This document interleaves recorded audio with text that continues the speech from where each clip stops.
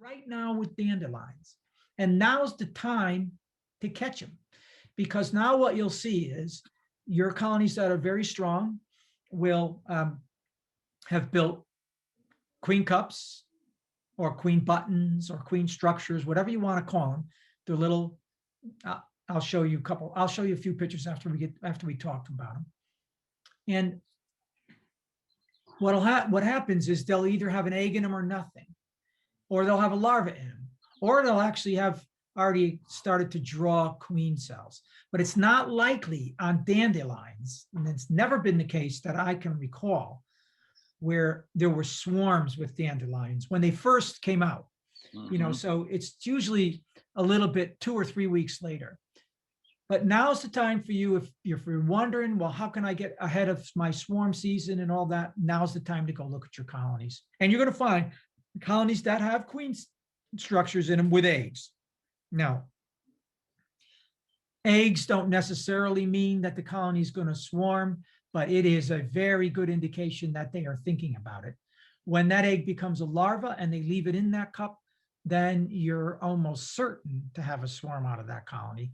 If they have started cells, which are maybe at this point a ½ inch long or so, not capped or anything like that, colony will swarm. So, and you can take some action at this point. All right. So that's why dandelions, I think, are really, really important for you to observe. And how many people have seen dandelions in their area? Are they seeing them? Yeah. You guys looking for them? Yeah. Dandelions are out. So that's the deal. All right. So now if you look at the rest of this sheet, we're not going to go over this in too much detail. But you see everything else that I've looked at in April, and in May. May gives us the big ones: autumn olive, the large maples are out. The orchard blooms. Wikipedia pollen colors. Okay, what's that, Ralph? Ralph, Yes. if you're going to do something like that, you got to go mute. I forgot to mute. I'm trying to find the pollen chart to go along with that. Yeah, you can find the pollen chart. There's a wiki that's pretty good. Wikipedia has it. Yeah, it has a really good one.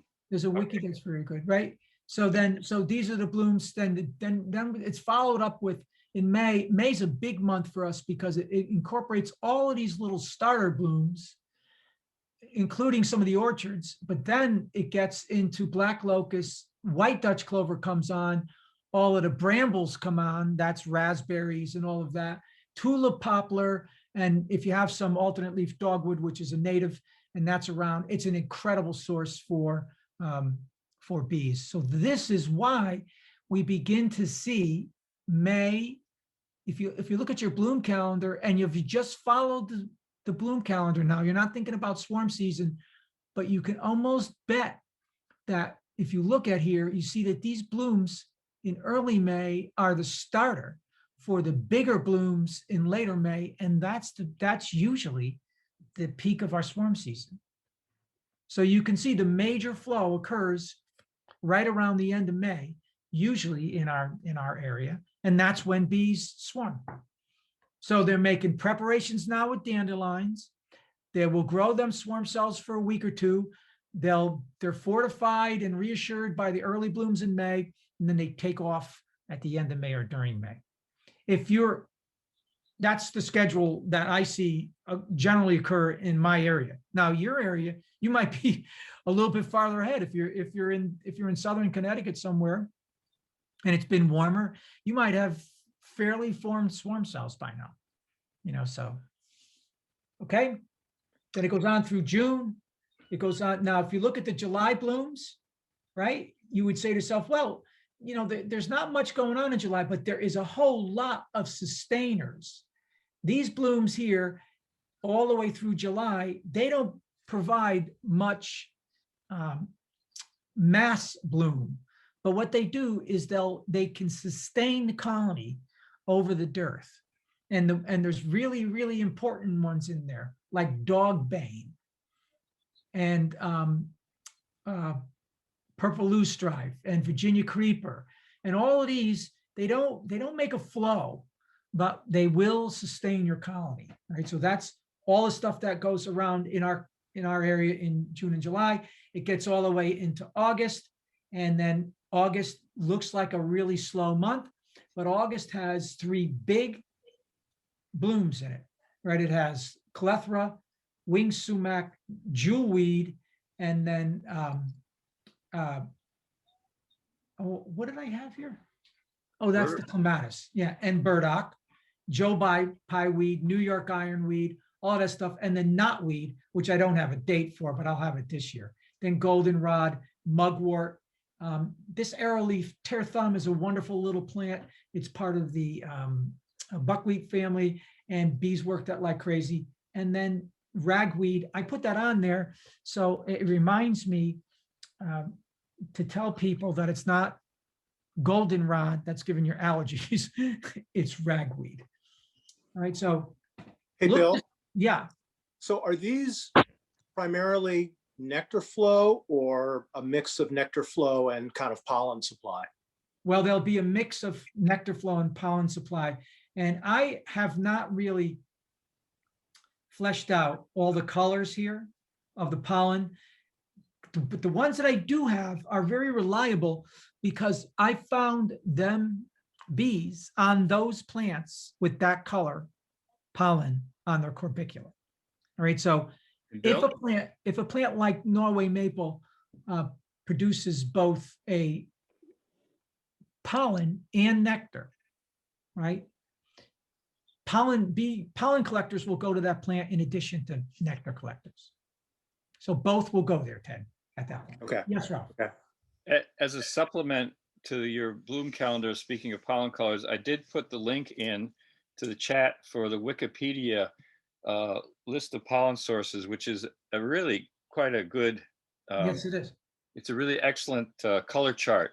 So if you're standing there looking at your hive and you're seeing various colors come in, you can try and correlate these colors with Bill's bloom calendar and see the actual plants coming into your hive. You know, just have to know this about pollen. And I have a talk I give on pollen, and in putting that talk together, I did quite a bit of research on the bees' ability to collect pollen and how they do it. But one thing is that if you look at a plant, and for instance, you can do this with alder early in the season. You can shake alder on a black surface and you can see the color of the pollen. It's beautiful, bright yellow pollen, hard to mistake. That pollen, that like any material that's mixed with nectar or a liquid of any kind, changes color. So it might be bright yellow on the plant, but it could be a darker yellow when it gets to the colony. So it's really important for you to do both if you want to have some fun. If you want to make beekeeping less about Varroa and more about the pleasures of being a beekeeper, you can then try to figure out exactly what color that pollen actually turns into on the pollen basket of a bee. And then when you see it on your landing board, you know for sure it's coming from weeping willow. You know, well said, Bill. Anything that turns us away from mites into more of the fun of beekeeping is a welcome addition. No, I mean, and we should do more of that, you know, because you know, there's so much to beekeeping that we forget in our anxiety about trying to keep the colony alive because of Varroa. Yeah, you're darn right. And there's time for both of them. So and then there are some plants that will that the pollen as it ages in the anthers will change a little bit of color, a hue, not a big deal. But the interesting part about pollen, while we're on it, is that for a given pollen grain, bees understand. And now, if you don't think this is amazing, I don't know how I can convince you that this sort of the evolution of bees and their relationship with angiosperms is almost beyond comprehension. But when bees meet a pollen grain type, like say dandelion pollen, which is, by the way, an extraordinary structure. To look at dandelion pollen, it's like you're looking at some kind of a space object. I'll show you a piece of it later. Bees will mix the exact amount of nectar that they need to mix with any given pollen type to give that pollen its tensile strength to hang on their corbicular. So they have to modify pollen grains so they're sticky enough. So they don't put the same amount of nectar in every kind of pollen. They're after a kind of stickiness that will allow the pollen to stick to their pollen basket until they get it back into the colony, because it doesn't make any sense for them to have collected it at the flower and then have it fall off the corbicula on the way back. Now they add enough nectar to make it sticky enough so it's 25 times more sticky than it needs to be to get back to the colony. And they do that for every different pollen type that they collect. They put a specific amount of nectar in to achieve that sort of tensile strength of pollen. So that's kind of interesting, don't you think? I've been learning out here that I did a talk with native bees, and there are many of the native bees that don't have corbiculae, but they are pollen accumulators, and they accumulate them up and down their legs and on their sides. Or up there mostly on their abdomen. Yeah. Yeah. So, yeah. There's lots of them, but of course our bees brush that off with their legs and put it on their corbicula. Mm-hmm. All right, I'm going to stop this. Any other questions are there any questions at all about the bloom calendar? Ralph, is that your bird in the background there? Yeah, there's something singing. Jesus, because the Californians, man, the birds are singing. Birds are singing. All right, let's stop Yeah. that. Well, if I stay around for a few more months, the fires will be starting, and I won't be out here in the backyard. I know. Yeah, sorry. Back in New York. We'll be sorry about that. Come back and breathe some good air. Yeah. Bill, any objections to me taking your Excel file and converting it to Google Sheets so that people without Excel can use it? Yeah, I don't have any problem with that at all. I converted mine to on the Mac to numbers. It worked fine. It's a PDF, so it should go anywhere. No, that was an Excel spreadsheet. Oh. I sent you an Excel spreadsheet. If I sent you a PDF, you wouldn't be able to modify it. Mine is reading as PDF. Anyway. I sent you the PDF. Everybody else has the Excel spreadsheet. Oh, okay. I didn't want you to really, You didn't want me to touch it. No. You know my style. You'll screw it up and you'll put California. You'll put California plants in and you'll say, what? What is this? French fruit? You didn't get a PDF, right? I got a PDF. No, You guys got Excel spreadsheets, right? yeah, Excel was there. Yeah. All right. Okay. All right. So let me just back up on. Well, there's two. on I'm looking in the chat. What is this PDF? Oh, I don't know. Andy Somebody converted it. Somebody converted it. Uploaded it. They converted. Oh, okay. I'm looking at the wrong chat entry. Sorry. It's all right. Yeah. I got the Excel spreadsheet too. Thank you. So do you have a particular topic you want to get onto? Hold Bill? on, I'm not done yet, Ralph. Okay. I'm following up on my I didn't promise. know if you wanted to do anything with the chat or not. Oh, yeah. What do you mean? There's a bunch of questions in the chat. Okay, well, fire them up. Okay, I wasn't sure. I didn't want to interrupt your flow if you were going. No, on. that's okay. Thank you so much. I mean, I'm going to get back to the swarm piece later on then. But if Okay. there's questions, that's what this is about. Well, there's a couple of, Jim Wood had one question and Kristen Hayes has another one. Jim's question has to do with, are bees attracted to spring ephemerals like marsh marigold, Dutchman's breeches, blue cohosh? I don't know. I don't have those on my calendar, Jim, but it would be nice if, are those plants, are they cultivars or are they? No, they're Native. natives. Pretty much natives, right? Yeah. Do you see bees on them ever? I haven't seen any at all. No. But Yeah, so see that, so I some keep plants, looking, I mean, skunk cabbage is the only native I find bees on. yeah. Well, all the rest of those are all natives Yeah. on my spreadsheet. The bees are not native, so that it's quite possible that if you have a native plant that the bees are not attracted to it. Yeah, well, I don't know, but that's a good question, Jim. So if you find them, put them on your bloom calendar. Yep. I also, my record in Weston shows pussy willow blooming January 31st Okay, this year. Oh, cool. all right, so pussy willow you saw on when? January 31st. I got pictures. It must have been a warm spot. Yeah, out on a beaver pond. Mine was April 1st this year. All beekeeping is local. January, February, March, April. Really? That is so hard to believe. Yep. So what kind of bloom did you see on it? Was it Oh, yellow? No, full white open buds. Yeah, that's not That might be One- pollen. yeah, that's not the one. That might be a pussy willow, but I know I've seen them too, but they don't pollinate those.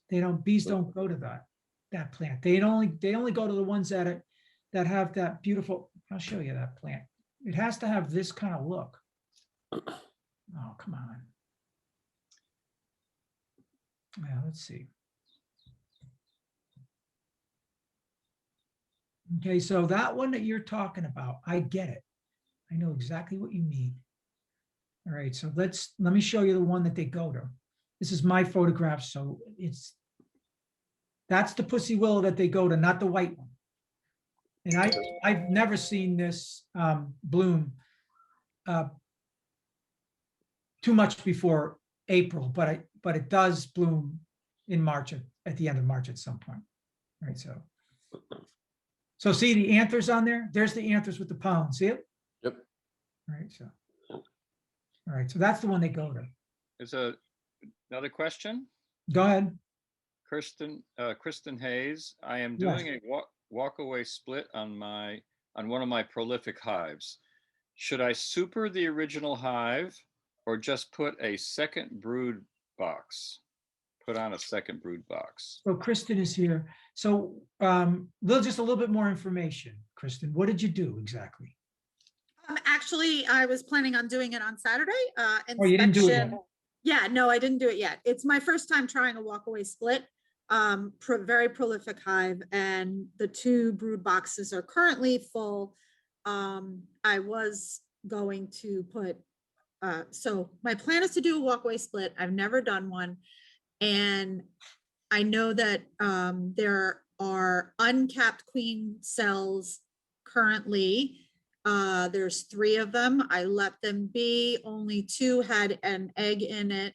So I was letting them go. And then I was going to do it tomorrow, but the weather's not going to cooperate. So I probably can't get to it till Saturday. Are you going to walk away with the queen? That was, in all honesty, it was going to be, can I find the queen? And then I was going to have to make my decision because she's not marked. Because if you don't find her, then that hive's going to swarm. Okay. All right, I'm looking for, I want to show you something here. So let's see, why don't I see? I've watched like 5 videos on walkaway splits, and it's, well, Well, we're going to talk about it, but I Okay. want to see. the Don't- opinion on where you put the queen is like 50-50, so. Oh, yeah, no, there's only one place to put the queen, in my opinion, but you can read course. the opposite. I'm so sorry, but Wait a minute, there's another beekeeper here with another Yeah. opinion. yeah, I know, no. I understand that. No, there's more than one opinion on where to put the queen, but the only one that makes sense to me is that you put the queen in the nuke or the split that you make or the walkaway that you make. So you have to decide what kind of walkaway split you're going to make. Are you going to make a 50-50 where you just take the boxes and break them into 2? Yep. And all right, so you're going to go over and select frames. Yep. And you're going to make a little nuke box. Yes, which Five I already frames. have set up with overwintered honey and overwintered pollen from a different hive that didn't make it. And yes, they've been frozen for 4 days and then they're taken out and ready to go. They're already in the hive waiting. Wonderful. So you got your plan. So now you're going to have to, in my opinion, what I would do, and you can try any way you want, and but what I would do is I would take a frame of capped brood. And out of my donor colony, I would take a frame of, well, I take a frame of probably, you have what, how many frames do you have already in the colony? 3 or 2? 20. No, no, Oh, no. all right. I'm sorry. In the high, I You- have 2 or 5. Yeah, I know, but 3 of them are, I hope 3 of them are just blank frames, right? They will be. Right now, there's 3 frames of honey and so, yeah, and 2 frames of pollen waiting in the. All right, so you don't need that many. So Okay, you only need 1 frame of honey and 1 frame of food. You have to Okay. take 3 frames out of your boomer and put them Okay. in this nuke. Or you can make 2 splits with what you have. I mean, I'm gonna try to get to 1. but don't you- freak me out. But you can make 2. You probably can make 3. A beekeeper that wants to sell nukes probably make 5 out of that colony. But let's say that you are going to make your 1. Okay, You're going to get 3 frames of brood from Okay. your donor colony. You want 2 frames that are almost filled, not that don't have a lot of uncapped brood. So they want them to be like, 75% capped. Because if it's a boomer, they'll be in there. they Right. are. No swarm cells on those frames. Ready to No- emerge. Oh, okay. No swarm cells on those frames at all. Then the 3rd frame you're going to put in is one that has open brood on it. Yep, right? okay, So a combination of sealed and open brood. got it. So those would be the 3 perfect frames to get out of that big 20-box colony. And they'll be on the top. You'll be able to find all of those in the top box. Yep, Now, do not break your swarm cells. And the other thing that you have to do at this point is you have to find that queen, and she has to come over into your nuke box. got it.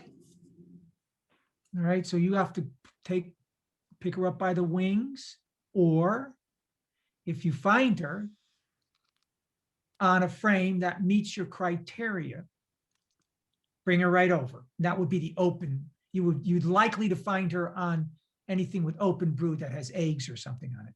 So now, Or a so then queen you shake. snatcher.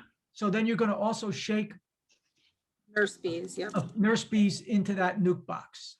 got it. All right. So all you're really concerned about in that nuke box is that you have the queen in there. That's so because the strong side is where the swarm cells are going to stay. So this is a weak hive, strong hive, right? So the weak hive has the queen, Okay, so she can start laying right away or continue to lay. Because that third frame you put in there, make sure there's some open cells for her. yep, And then your other frames, you're picking old brood, so they're going to emerge very quickly and she can get back in there and start laying again. Right? So the colony will just sort of idle along for a little while, but they have a queen. Now the other colony is a big, strong colony, and it has a lot of queen cells. So let them do that. Let them feed those queen cells. They'll feed them nice, get them ready to go. By the way, you have backfilled now with your combs that you didn't use. So you have 3 combs that are coming out of your nuke box that you didn't use. Mhm. Right, honey, and some, you can put those back, you can put those in where you took the frames from. yeah, I have plenty extra. Yeah, okay, yeah. Do you have any undrawn comb? Yes, I have both drawn and undrawn. Okay, so you want to put your drawn comb in there. Then if you don't have to put that honey and bee bread comb back in your big colony, don't do it. Put in regular, just drawn comb that's empty. Okay, That's easier on the ground. All right, so now you got it all set up. That's it. Now you, and would putting a super on be a possibility, or would yeah, you that? can put supers on it if you want. Yeah, okay, Yeah, because Okay. all your field force is gonna stay with that parent hive. Yeah, your field Right. force will stay there. You'll have all your foraging bees. They'll stay there. They won't have much to do because they have plenty to do, you're making that colony queenless during the time, but you're before the honey flow. Now this is going to be the actual test of whether or not this actually works for you, is if there are enough drones flying to fertilize a virgin queen in how many days do you have? Well, I'll be You- checking back. No, but I mean, you didn't see any, She saw eggs. you saw eggs, but did you see any, but I thought you said you saw a swarm cell that was actually being built. Yes, and I have I have drone comb in both of, 2 other hives. And Yeah. that one, there's 3 hives that have drones. So But- that's what I was waiting for, to make sure there were drones in the area. Yeah, you'll be 2 weeks, probably about 2 weeks from now before the drones will fly really well. That means that Okay. that means that your virgins are going to be out sooner than you think. So should I wait? Yeah. Okay. If you want to get your colony, if you want to get that virgin queen fertilized properly, there has to be a populous drone congregation area for her. And if Right. you're seeing your drones fly, there's going to be colonies around you that have drones that are flying also. Okay. All So right, wait so- until I see them fly. Okay.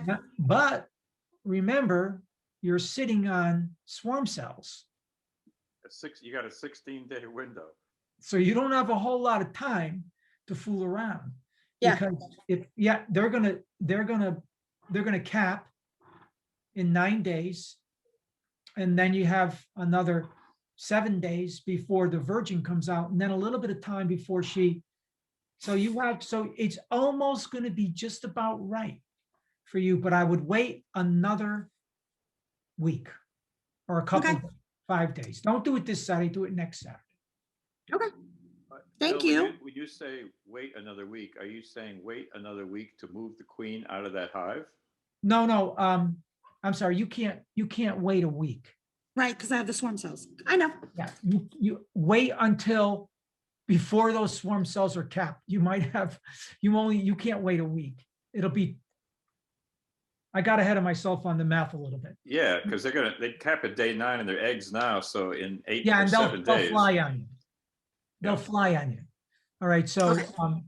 So so you forget have- about that plan. No, that plan's fine. Just make sure you gotta take the queen out, Right. all right? You have to make sure you take the queen out when you make your split. And you'll just have to take your chances that there's a good DCA for the virgins to be made. But they probably will be in a couple of weeks from now. Yep. Which is when the queens will be matured. That are coming Awesome. out of, the virgin queens are coming out. So don't wait too long. I mean, if you want to do it this Saturday, you can, just watch it. I'd wait a little bit longer, but I have more time than you probably. You probably. Yeah. It's all about work schedule. Yeah, Okay. very- Mhm. Thank Yes, you have to be retired to be a good beekeeper these days. yeah. So it looks like we have a question from Jean, but I think we just answered it because she had the same idea about the strong hive. She was going to make a nuke using the old queen. So I think, Jean, we answered your question with this example, unless there's some more to it. No, that was my main question. Okay. And that basically, I don't have formed queen cells. I looked at the hive today and there are queen cups and I did see a couple with eggs in them, but there was no royal jelly in there. Now, could there be one in the hive? Sure, because they're really tricky little things,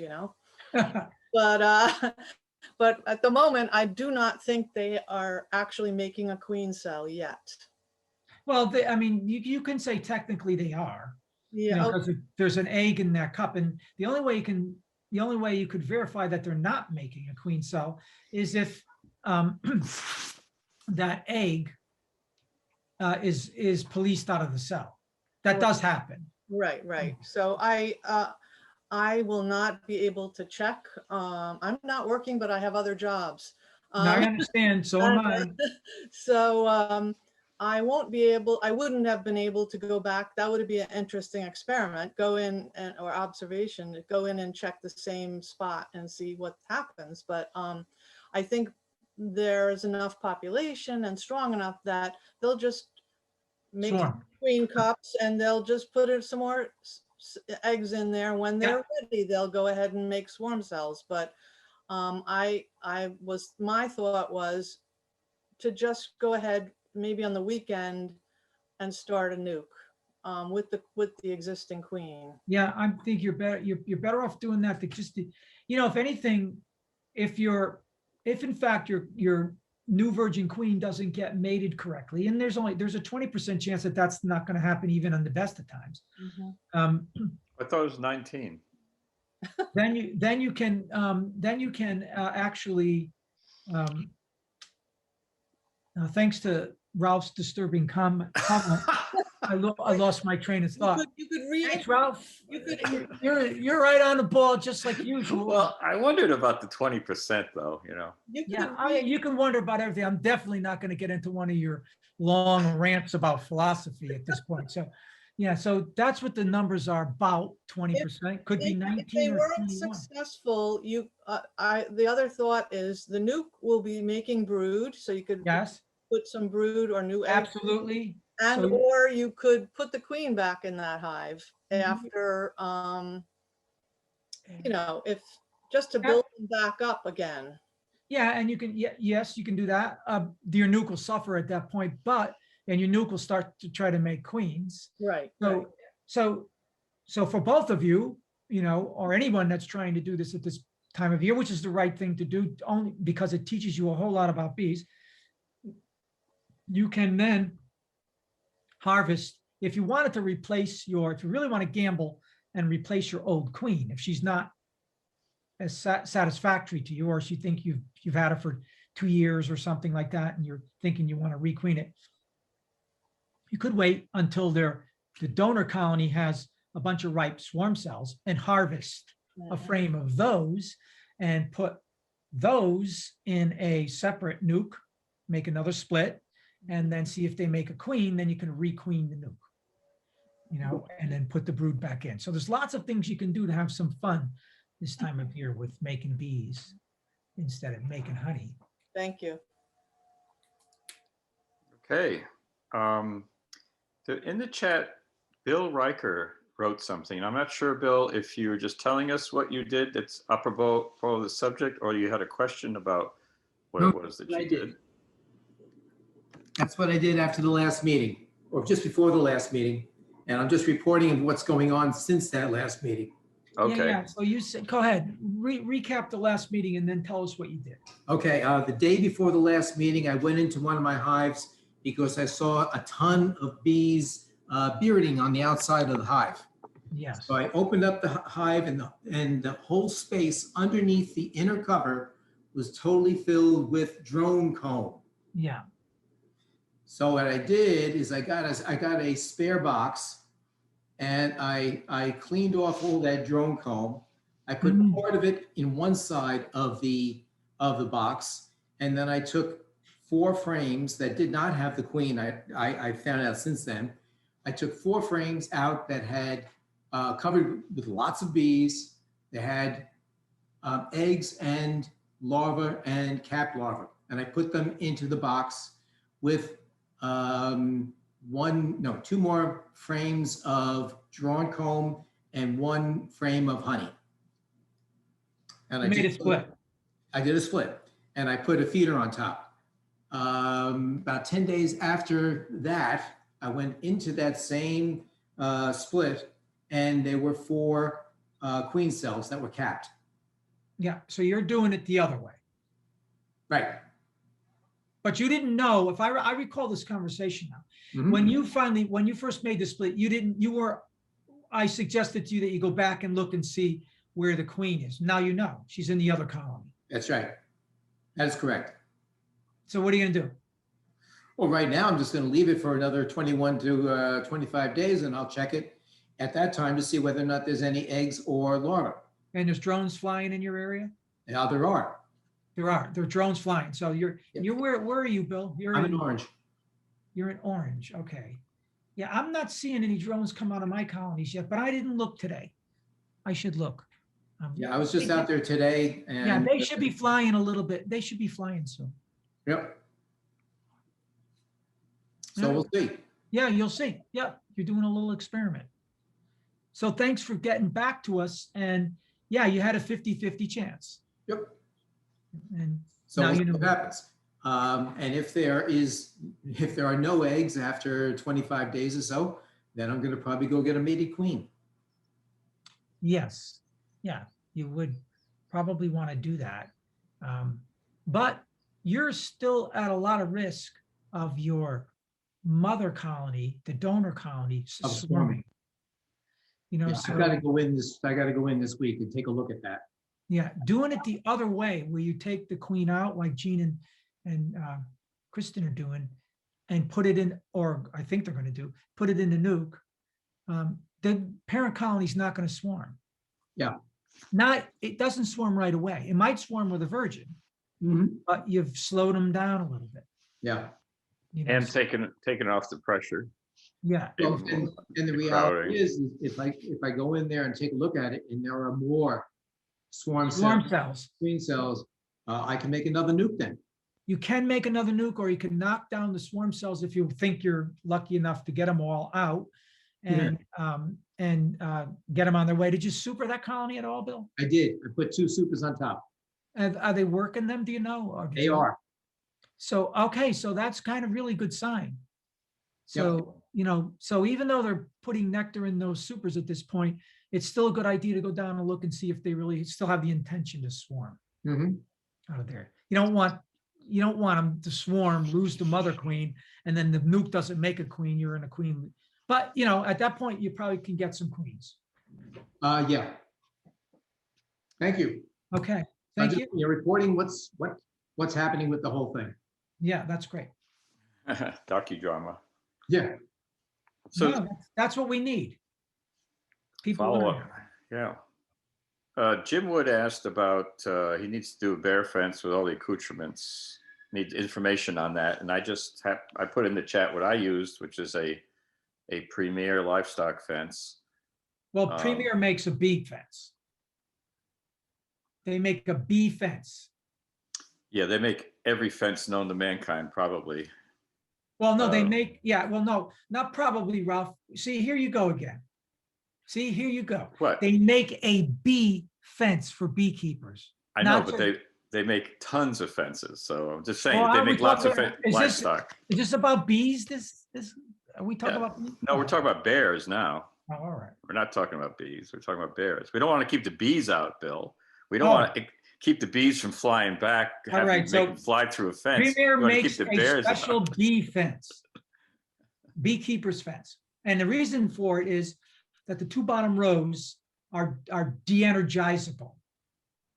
So you can take the energy off the bottom 2 rows on the bee fence, then you can use some kind of a weed whacker, or when the weeds grow up on you and it's shorting out the fence, if you deactivate those or de-energize those 2 bottom rows, you know, you can then, the fence will still work till you get around to weed whacking under it, so it's clear of all that. All right, so that's the difference in the bee fence. But Premier is a wonderful supplier. Are you going to have power out there, Jim, or are you going to use a solar? You're muted, Jim. You got to unmute. It looks like he said solar. Yep, sorry. Yeah, it's got to be solar. Yeah, where it is. It's- Yeah, Yeah, it's for the land trust. And I've had bears up there already, so. yeah. So I've used for about $200, I think it was. It's 100 feet of fence. It covers my 8 hives in a square, and I went directly with power from the house because I wasn't sure if I had enough sunlight really to keep a battery charged. The advantage to that is that you don't have to worry about your battery dying because it's just a constant power source. But it's a pretty weak little fence. I think that unless you do some of those tactics like hang the bacon on the fence and make the animal come to the fence and get zapped on the wet nose or tongue, I think that a bear could easily push their way through this fence without getting too much of a shock. But it was a kind of a. Well, you're talking in generalities, and you know how I never allow that, Ralph. So how Right. many All right. joules? How many joules? 5,000. 5,000 joules? No, let's see, that was volts, 5 to That would be 8,000 volts. Yeah. How many Yeah. joules? The voltage does not matter. How many I joules? don't remember. Oh, okay. So, yeah, so that probably the fence that you bought without any pre-thought to its effectiveness would probably not work. So how many joules do I need? Between 1.5 and 2 would be perfect, Jim. So the voltage doesn't matter because they all put out the same voltage. What you want the joules is a measure of how intense the shock will be delivered to the animal that, you know. And touches. it's also, you have to keep in mind that, you know, what the ground moisture may or may not be. And for instance, this fence that I have would work very well on a horse because the horse has a very fine coat. So a thing like a sheep or a bear has a much thicker coat and much more insulation. So that's another variable with electric fences. All right, so here's I'm gonna take a risk right now and say to Jim, don't get the kind of fence that Ralph has.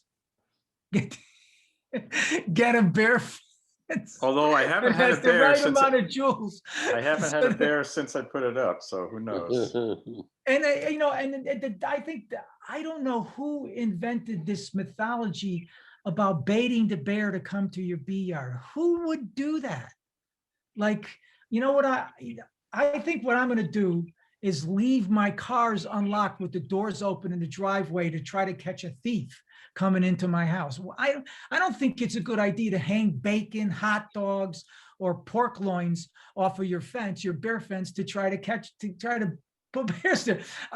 It's like, it's the dumb. I think it's probably the dumbest thing in the world, but people do it, and I don't know why. I mean, I think they say they're going to train the bear, you know, but like Ralph said, you know, the bear might be able to go plow right through it. This time of year, there's lots of stuff for bear to eat, so they don't come around and they won't do those kinds of acrobatics. 2 joules, perfect. 1.5 joules be fine, and properly installed. The ground is, you know, they give you a little ground rod with it, and unless you're usually New England soils, you're going to get a decent ground, and that counts. As Ralph was mentioning, that counts. And the other thing I would suggest that, which I did, which worked out really well, was to put a knife switch where I have the closure. So that way with the knife switch, it's basically just an on-off switch. You can disconnect the power right there. You don't have to, for instance, if you did go with 110 voltage right off of your house, which is what I have, I could just disconnect it there and then open the fence. So that was a very cheap, very convenient little addition. So let me see if I got this right. I mean, I'm speaking now as an electrical contractor for the state of Connecticut. I have a master's license in electric. So you put a live knife switch somewhere that has AC power on it that you're recommending to these poor victims of yours that they do. Right, because your license doesn't apply in New York. No, I know, but common sense kind of goes across borders. Oh, come on. You know, It's 110 volt. No, it's not. Switch. It's not 110 volts. Oh, you're talking about the low voltage side. Yeah, it goes through an energizer and it's coming out at, you know, 6,000 volts, but it's intermittent. Yeah, it comes out on a silicon controlled rectifier that fires about once every second. Yeah. So what people like Jim and me and other people that have solar stuff, there's a little switch on the solar thing. You just turn it on. Right. That works good. I mean, some people don't. I mean, some people try to open their fence with the not turning the switch on, and they, like the bear, they learn right away that you don't. Yeah, they don't do it. They don't do it very often. You don't do that twice. But a good tip, Bill, that Bill actually gave me. This is a little livestock fence, so it's only, you know, it's only about 3 feet high, 4 feet high. and I put intermittent rods on there with some zip ties so that I can pull the fence up and weed whack under it. Plus, in the springtime, before anything comes up, I mulch under the fence with either sawdust, planer shavings, or wood chips. And that suppresses the plant growth so that the plants don't grow up and short out the fence. Yeah, that's a nice idea. Yeah. Yeah, so, yeah, but what, so Jim, when you get that fence and you're ready to install it, I'll give you a little bit more. Because the supports that it comes with are too far apart and the fence kind of wiggles in the middle. So if I bought a bunch of fiberglass rods and I drove them down midway between the span holders, and then if you put a little bit of, you put that on a tie wrap, you can lift the fence. You can lift the fence up off the ground if you weed whack right under it. So that's nice. So what else we got in the chat here? That's it. We covered all the chat. So let's just throw it open, or unless you want to weigh in on some. Oh, you know, I have a question. I have one too. Go ahead. Go ahead. It's actually not from me, but from Andy Hatt. Andy, Yeah, Andy's, you know, he's a BYBA member, and he called me, and I had given him some advice, but I said, well, let me talk to my friend Bill Hesback, because he's such a knowledgeable beekeeper. I'm sure he'll have the answer to this question. So Andy was going to, somebody at the Outhouse Orchards asked him to move some bees from his apiary in his yard to the orchard, which is about a distance of 2 miles. well, he told me 1 mile, but go ahead. Oh, okay. You already spoke to him. Well, he Okay. sent me an email. Oh, okay. All right. So then, well, maybe we should just bring it up for the benefit of the audience, because it's Of an course, yeah, interesting of course, yeah. question So about lay it out, but it was 1 mile away from the Okay. orchard. 1 mile. And what he was concerned about is if he moved his 2 beehives from his apiary to the orchard, that the bees would not orient to the new site, but would return to the old site. And I suggested that he could hedge his bets by moving only 1 hive. And if the bees did fly out of that from the new site and go back to the old site, they would find their old neighbor back there, and they'd go into that box, and he could go in and look and monitor and see whether that population is really building. And that means that they're all flying back from the hive that he moved. So that was my suggestion to him. But what did you tell him, Bill?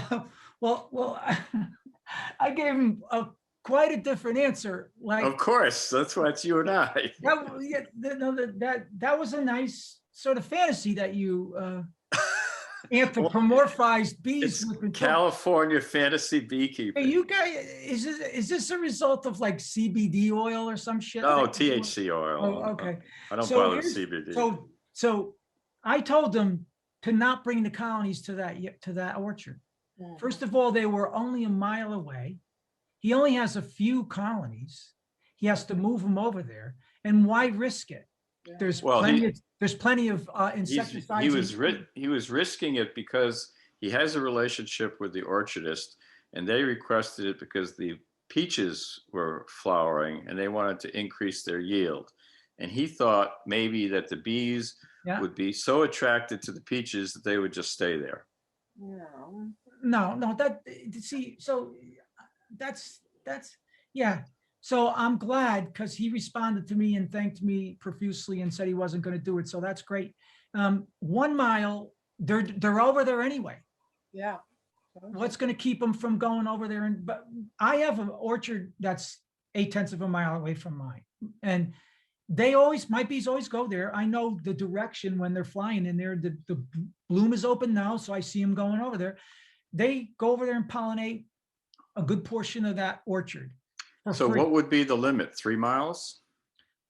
Well, let's say, for instance, you had 2 colonies in your yard and you moved one a mile away. My guess is that the foragers would come out of that colony and they would forage on the peaches. That, by the way, bees do not like the peach bloom. So that was another thing I didn't tell Andy. But peach bloom, the only reason that orchards will ask for pollinators during the peach bloom is to try to keep them there till the other fruit blooms open. Peach blooms just are not that attractive to bees. I don't know why, but they just aren't.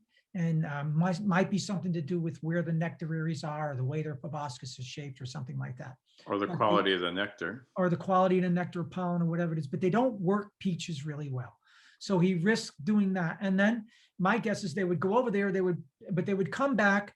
Now, if the box where he took them, even if it was 3 feet away, only 3 feet away from its other colony, they would be totally confused about that. They would orient around the place where their original colony was. Now, they might eventually find that other colony, but Yeah, why wouldn't they? I mean, bees drift they all the might. time. They might That's find that's why the end colonies in the row get all the varroa. yeah. So that's from drifting. That's a different thing. That's a different subject that we're talking. We're Right. talking about something different. So what would be the point? So then what's the logical assumption? You're being asked to pollinate those peaches, and all the foragers leave that area and go back to your other colony. So why would you move them? You depopulated the colony that you put in there, right? Here's Right, Andy in the here's waiting Andy room. right here. And you depopulated the colony that you put in the peach orchard, and you got all the field force back in your other colony. You didn't gain anything. It's kind of crazy.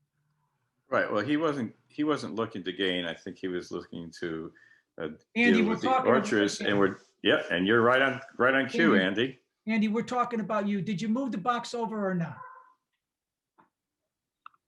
You got to take your speaker off.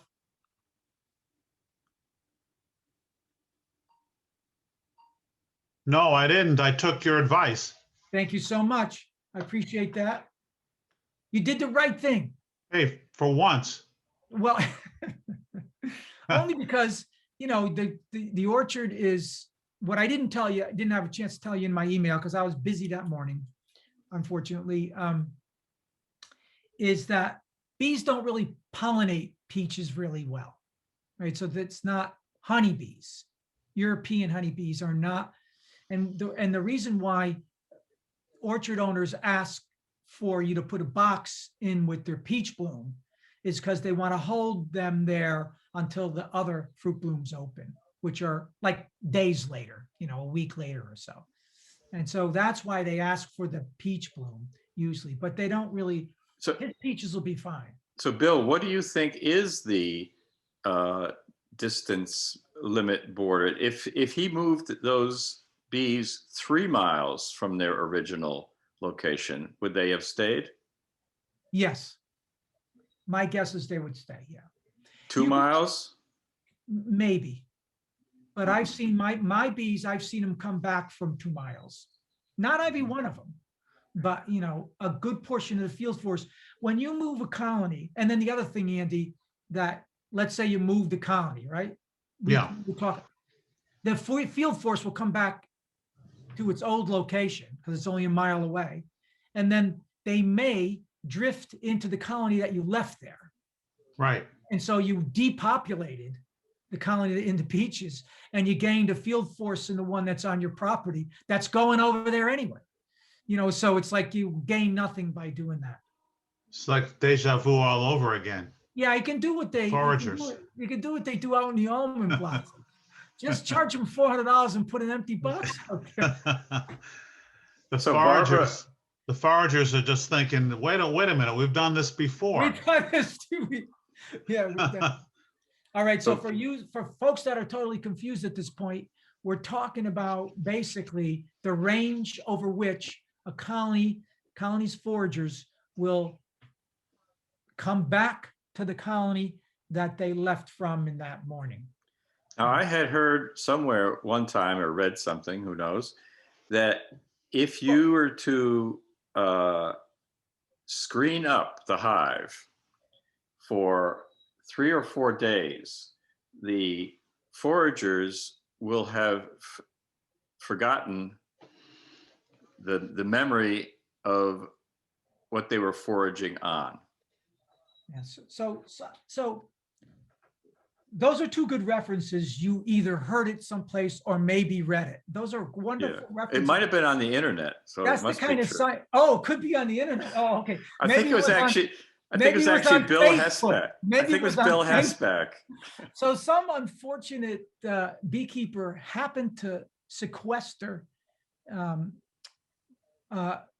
Seeley in my presence. I was having a wonderful conversation with Tom out at a conference, and somebody busted in from the back and Tom, I got a question for you. And he asked that question, right? And Tom just looked at me and he looked at him and he says, I just would like you to know, bees have a long memory. So How you're not long? going to lock them in a box for 72 hours and then they're going to forget what they were doing and come back. They do have a long-term memory for where they've been during that foraging season. Now, I know this for a fact because every year, bees almost immediately, as soon as they can fly out of the colony, they go to a tree, an old sugar maple that's in my yard, and it has a rotten stump hole in it, branch hole, where a branch broke off of it 25 years ago. And inside there's a lot of a moist bed carpet of Sap.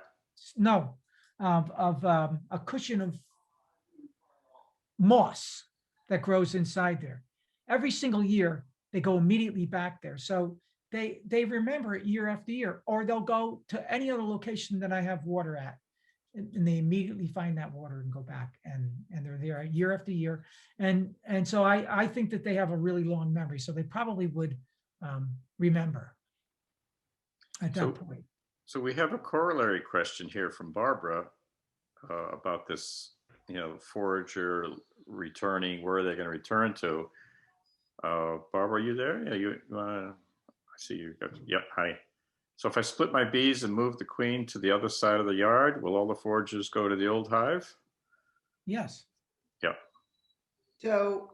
Yeah, your queen doesn't have anything to do. The queen will be strong enough, just giving them a couple of frames of brood that will hatch soon.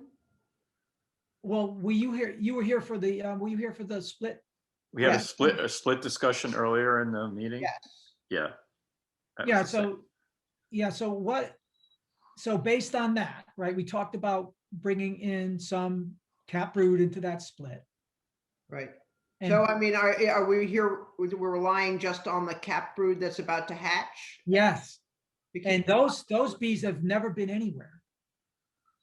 So those worker bees will come out, and some of those will be advanced to foragers right away or sooner than normal because that colony, there aren't any foragers. Yeah, that colony needs a field force. So if there's not a lot of extra capped honey, then it'll be really important to feed that queen hive then. I didn't catch that, but I don't think what There's honey. not a lot of capped honey to be put in with the new queen hive. It would be pretty important to feed, to put. You could feed it. You could feed it, but a frame of capped honey, in a full frame of capped honey, 7 pounds of honey. Well, I'm just saying if I don't have a lot of that. Oh, if you don't have a lot, you got to feed it for sure. I mean, the others were talking about all their extra hives and taking. You don't have that. I just have the one hive and they're doing fine and they're doing great, but. Yeah, you can. Yeah, you got to feed it, Barbara. Yep, you got to feed it. Okay. Hey, Bill? Yeah. Just a question about the biology of the honeybee. Yes. When that worker bee hatches and becomes a forager earlier than it normally would, is its glandular development out of whack, or does it make up for it? For example, the venom sac isn't mature when they first are hatched for the first week or so, week or 10 days. Oh yeah, no, that doesn't happen automatically, Andrew. So it's not like not like they come out and fly out and be foragers. No, there's still a fair amount of what you're referring to as the polyethism, and that's all of that is controlled by juvenile hormone, which is a kind of hormone that is in their hemolymph. and that rises during the course of their life. And that's what drives their different behaviors, nurse bee, cleaner bee, and so on and so forth, heater bee, guard bee, and then finally forager. There's lots of other little stages in there, but that's all really dictated by juvenile hormone. What occurs when a colony needs more foragers is the actual length of time that a nurse bee would spend in the colony is abbreviated by about half that time. So they still spend a good amount of time in the colony doing what they would normally do. But what occurs to the bees that came into that colony is they get advanced also faster. So they're already older because they might be 2 or 3 weeks old. They might be 2 weeks old, 2.5 weeks old. They become foragers faster. So the colony sort of catches up on its foraging. And another thing that occurs with a split or a smaller colony is all of that seems to be advanced in some ways. There's lots of anecdotal stories out there that and there's some science behind this, that there is a phenomena for small colonies, and that is that they will outgrow a larger colony in time, if given enough time. So they're like on this mission to get big, so that occurs. If you can't thwart the biology. It always has to occur in some way. But if you're interested in that whole thing, read more about that Juvenile hormone. juvenile hormone. Yeah. That's the key. Can I ask a question about the swarm season that we're having? Of course. And this is following up on something that you mentioned a couple sessions ago. I've always heard that to kind of discourage swarming, if that's even possible, Yeah, that's not give possible. them room, give them space. Yes. And you had mentioned that to add a hive box on top of a pretty full hive, if you don't have a drawn out foundation, that you said it's very specific about exactly when to do it and all that. Do you remember? If you that? want them to draw a comb. Correct. Yes, if you want them to draw a comb, there's a very specific time when you can do that and be successful. And does anybody know the answer to that question? Nobody When they're knows. first swarming, when they first settle in. No, well, then they'll draw a lot of comb then. They'll draw tons of comb then for you. But in your colony, what sign do you get from the bees? And this is an important thing White wax. that's being asked. White wax. The run wax. Right. What they call frost wax, we sometimes refer to it as. And you will see that on the sides of when your bees are ready to draw wax, they will do it on the existing wax shoulders that are in the colony first. They'll try to enlarge those cells a little bit. So if you look down, when you open up the box, you'll see that there's beautiful white frost wax on that comb. The old wax is there, but then they've built out, a couple of millimeters of nice white wax. And then they'll put a webbing of that white wax on the top bar so you can see it. They're almost like telling you, I hate to anthropomorphize bees because it's not a good thing to do, but they're signaling you, or they're signaling that they need to build wax to store more of their nectar or honey, right? They're going to make into honey. Those, at that time, if you put in a foundation, right, of any kind, wax, plastic, or whatever, they're likely to build wax, assuming that they can get over those wax shoulders. So if every frame on the top box has a beautiful shoulder of honey, let me show you. Let me not miss this. I'd love it if you had a picture. That'd be cool. Yeah. I know, I'm trying to find it. I have them. See, so And so do I assume that putting a box with 10 frames of new foundation is at the wrong time is a mistake? they just ignore it. Right. They don't, what just happened to me? I don't know what just happened to me. Oh, there we go. I was searching something and I went- Yeah, so Michael, it's feeding, stimulating them with feed, like 1-to-1 sugar water, simulates nectar flow, and that encourages wax drawing.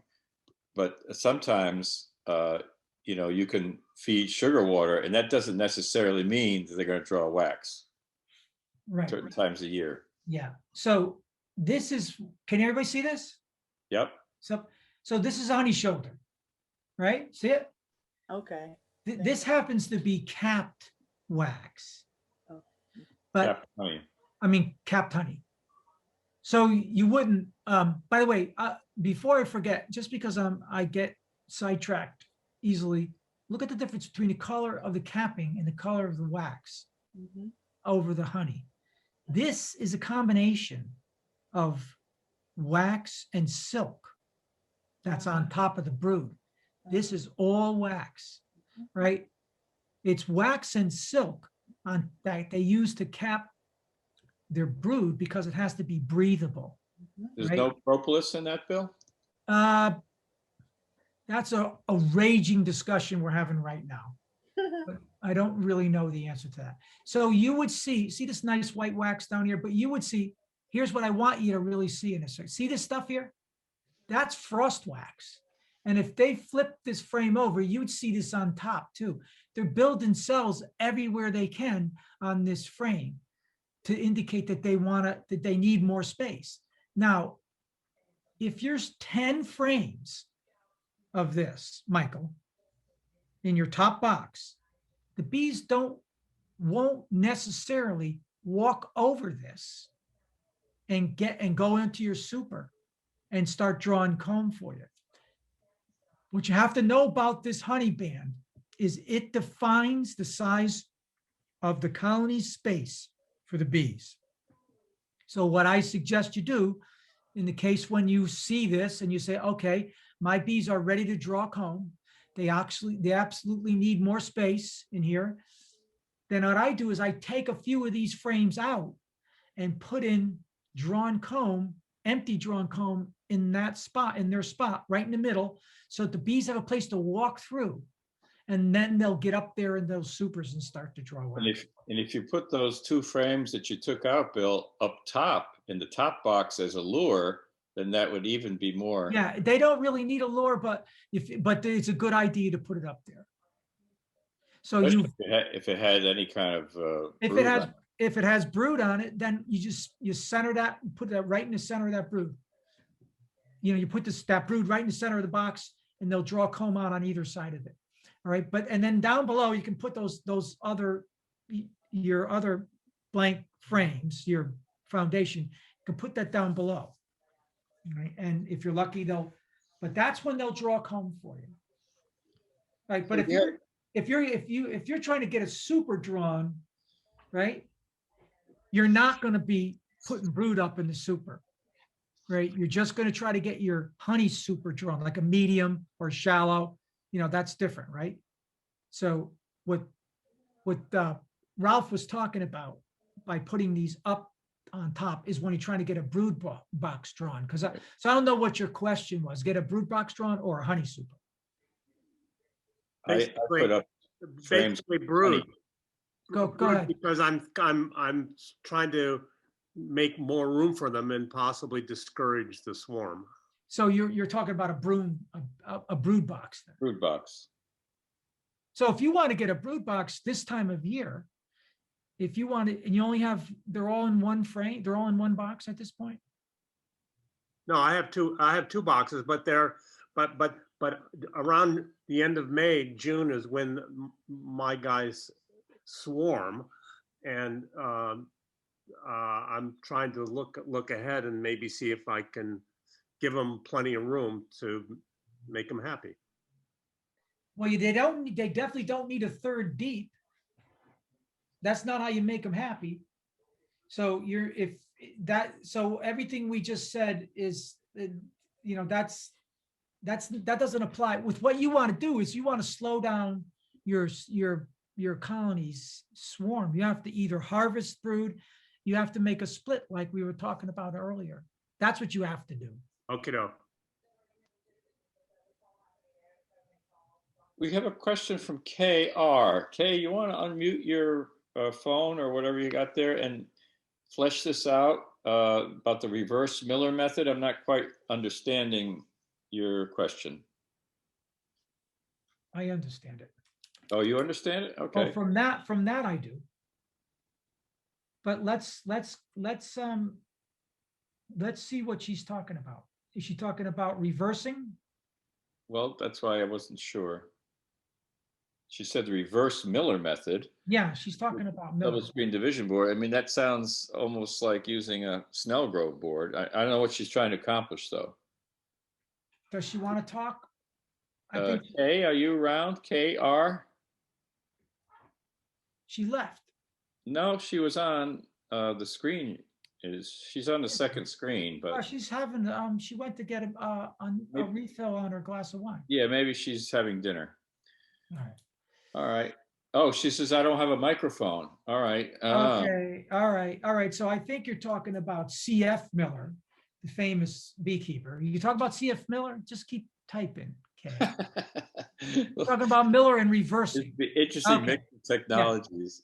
So you're talking about reversing. And so, yes, you can reverse, and but you don't actually need to. And lots of beekeepers have given up on reversing. It used to be more popular earlier on. With reversing, you have to make sure that your box, usually when we come into this time of year, it's a little bit late now for reversing because I'm going to tell you about the brood situation that prohibits reversing at this point. Yeah, but Bill, don't forget the double screen division board. Yeah, no, that's a completely different conversation, Ralph. Well, no, but that's part of her question. Oh, she asked about double. That's why I didn't really understand the question. I wanted her to elucidate a little bit.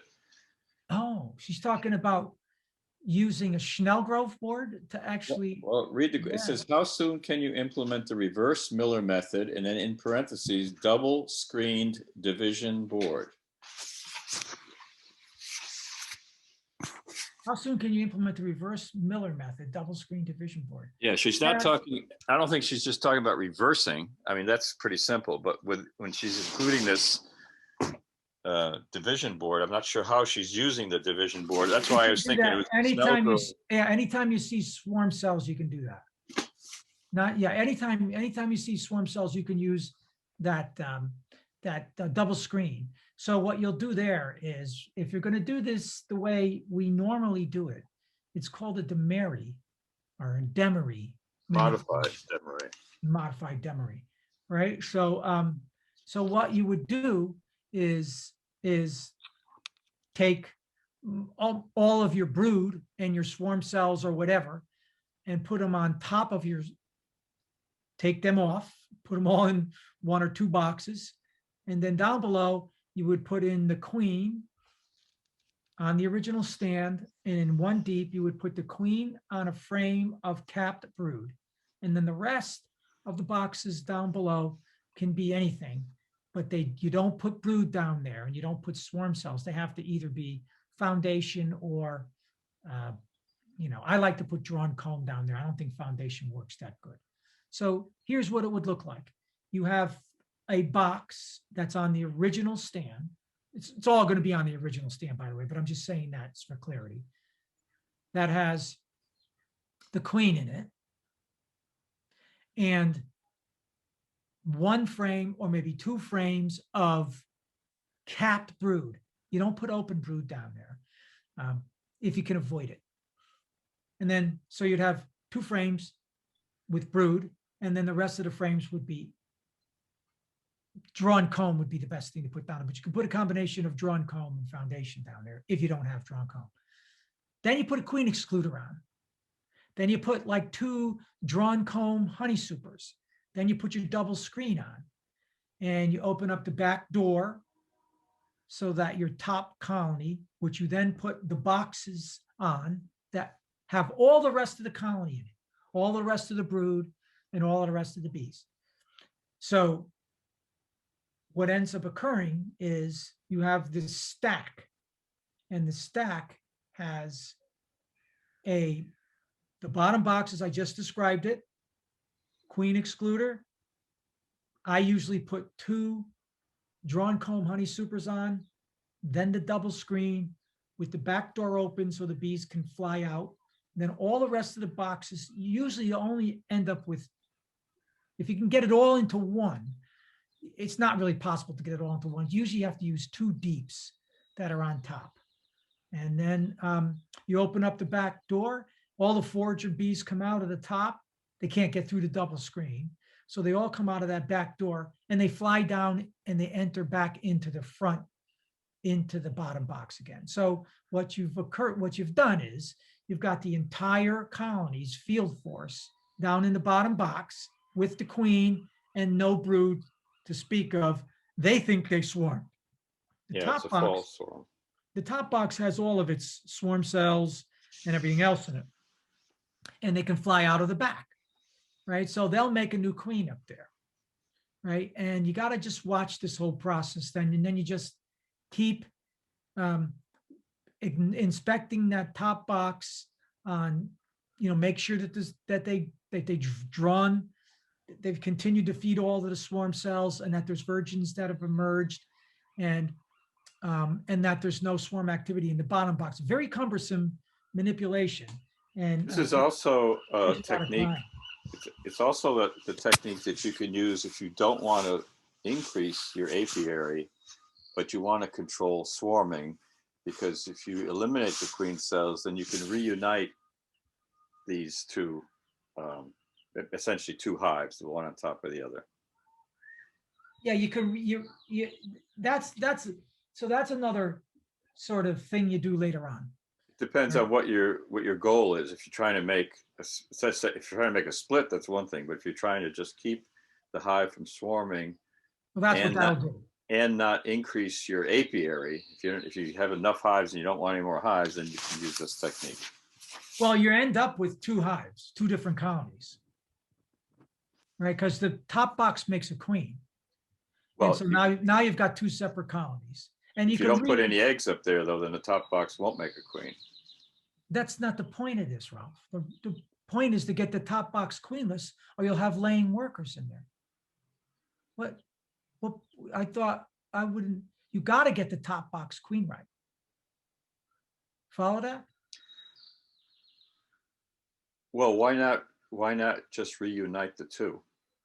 Why would you take them apart then if you're just going to reunite them? To overcome the swarm impulse.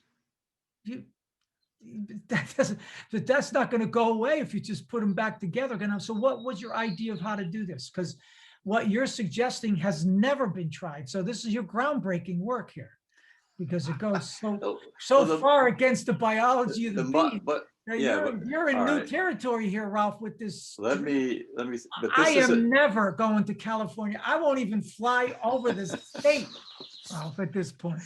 Who says we're going to let you in here? Oh no, no, they won't let me in. That's for sure. I know that.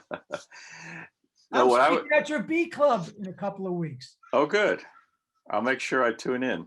The Alameda County, whatever it is. Yeah, Alameda County. Yeah. So no, that's not how this works, Ralph. So the queen gets over the impulse to swarm, but it takes quite a while for that. And by if you were to put the queen in the top box, without any, and leave the bottom box with no eggs, go back in 6 days and check to see if you missed an egg and they turned it into a queen cell, then the colony will have thought it swarmed and you could reunite the 2. So how many times have you done this successfully, Ralph? I did it a couple of years ago. What, with one colony? Probably, yeah, because I only have a few in my yard. All right, so you'll have to write that procedure up and give it to people. David Blocker wrote it up years ago in the BYBA. That's where I learned it. I mean, you can, that's possible that that would work, but that's not Yes. really the way we do this. If you're going to explain it that way, then you can do that much easier just by making a split. You could, but then you're increasing your apiary. No, you're not. You grow you grow that box into a full colony and then combine them in the fall. Oh, okay. But then in between now and the fall, you've got one more colony to deal with. Oh, it makes honey for you. Yeah, I understand. But if you're not interested in getting more colonies, this is a way to get around. Anyway, it does work. Well, you can do it. You can do a Tarzanov swarm. You can do all kinds of things to try to manage swarm. But what she's asking is, I think what she's asking is how she can use a double screen. And, I would Right. only, And there's depending on what you want as an outcome, that the excellent article, if you look this up, the many uses of the Snellgrove board. too complicated for people to understand. What we just explained is pretty much it. I know, but I tell you what, it's tough to glean that out of there. And I've recommended that article for years, and people have read it and then threw darts at me. It's hard to understand. Well, it's more than you need to know, actually, because it says the way many more uses. It's way more than you need to know. Yeah. Anyway, so Snellgrove board will work in that application. And the reason people do it the way I explained it is because, let's say the top box makes a new queen, which I've had really lots of success with that happening. Now you've got a brand new young queen. Then you can combine those two colonies and let them fight it out. The new queen will win, and usually wins more than enough times she wins. And then that's, or you could kill the old queen and then guarantee that you have a new queen. Yes. Yep. Then you have a nice young queen. All right. So All right. I think we're about done here, aren't we? I think so. It's 8 o'clock, 8:05 Eastern. Do we have 5:05 here out in Pacific.